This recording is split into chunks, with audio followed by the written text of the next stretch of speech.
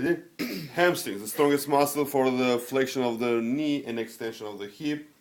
The easiest way for the hamstrings is because that all three hamstrings share the same insertion, which is the ischium tuberosity, except one of them, which is the biceps femoris. They have two heads. The long head is the ischium tuberosity. I call that sitting bone. When we sit, that's considered the ischium tuberosity. And the other head, so one head is here, ischium tuberosity, where the other head is just here. They call it linea aspera. So both those two heads get together and run lateral and stops where the head of the fibula is. And there's the insertion of the biceps femoris. So this is the way of stripping, cross fibers, action, extension, long head, extension of the hip, both head, flexion of the knee, and also they do lateral rotation. If the knee is flexed, because of running in this direction, helps also do the lateral rotation. This is medial rotation, this is lateral rotation of the flexed knee.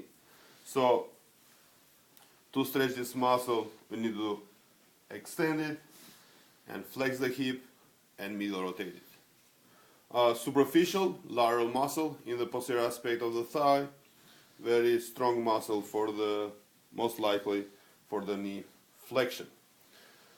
This is biceps femoris. In the other line, from the same origin, which is like ischium tuberosity, we have the semimembranosus. Semimembranosus, origin ischium tuberosity, and they go around medial, and they go anterior proximal tibia shaft here. It's deeper than semitendinosus, but it's wider. This muscle is a little more wider based on the name, membranosus, like a membrane, open, where the tendinosus is more tendon, narrow. By running medial, and this is the way of muscle fiber direction, and this is the cross fibers, this muscle also does the knee, the hip extension and the knee flexion. And on the flexed knee, that does also medial rotation.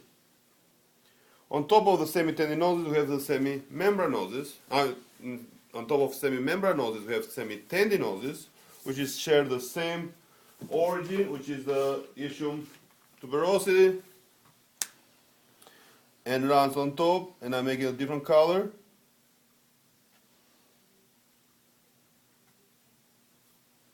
And when it goes here, it doesn't go anteriorly, but goes posterior tibia shaft here, posterior aspect.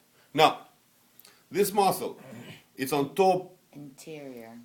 Tendinosus is anterior and membranosus is posterior. Correct. Thank you. So they're running on top of each other, but the membranosus is considered more medial because it's more wider. So if you can go from more lateral to more medial, we have the biceps femoris, semitendinosus, semimembranosus. Semitendinosus and membranosus are synergies for all three action, which is the extension, knee flexion, and medial rotation. Hamstrings are antagonists to each other only for internal, external rotation of the flexed knee. Biceps femoris does external rotation of the flexed knee, where semitendinosus and membranosus does the internal rotation of the flexed knee. And there we'll just conclude all the three hamstring muscles. And we're going to move on to the lower leg here, which is the superficial, posterior, broad, big muscle, which is the gastrocnemius. Gastrocnemius origin is medial and lateral epicondyle of the femur, and from here the big muscle, broad muscle, those both just go to the insertion, which is via Achilles tendon, which is the strongest tendon in the human body, attached to the calcaneus, which is the biggest tarsal in the human body. So there's the insertion of the gastrocnemius. That's the origin, that's insertion. Now this muscle passes two joints, the knee joint and also the ankle. In the knee, by passing the knee, is going to help to do the knee flexion. By keeping gastrocnemius, the knee flexion, and also the three hamstrings, bring us to 4, including the gracilis and sartorius, bring us to 6 muscles that do knee flexion. But priority action of this muscle is the plantar flexion. When this muscle contracts, we have foot going like this, which is the plantar flexion of the foot. The antagonist of the gastrocnemius can be tibialis anterior because it does dorsiflexion, and this one does plantar flexion. And for the knee flexion, can be the quads because the quads does knee extension, and gastrocnemius assists to the flexion of the knee. Superficial muscle. This is a muscle fiber direction. This is the cross fibers. It's one of a good muscle that help you to release it if you have a problem with the plantar fasciitis. Okay.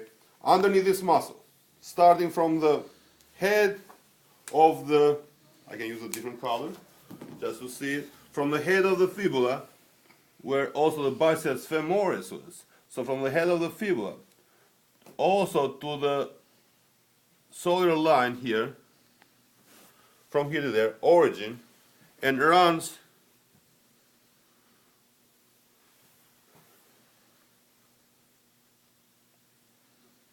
underneath, broader, stronger. Consider the most strongest weight bearer bone in the weight bearer muscle in the human body, attached to the same insertion, which is the Achilles tendon, to the calcaneus, which is the strongest tarsal bone. We have the soleus. Soleus is different between the gastrocnemius is because soleus doesn't pass the knee, so I have no any function on the knee. The only action of the soleus is only plantar flexion, and it's the strongest for the plantar flexion, and that's the action that the soleus does.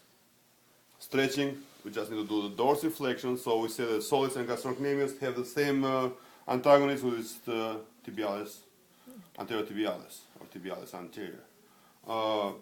Deeper than gastrocnemius, gastrocnemius is in the top, soleus is underneath. Stripping is this direction, cross fiber this direction. And that's all.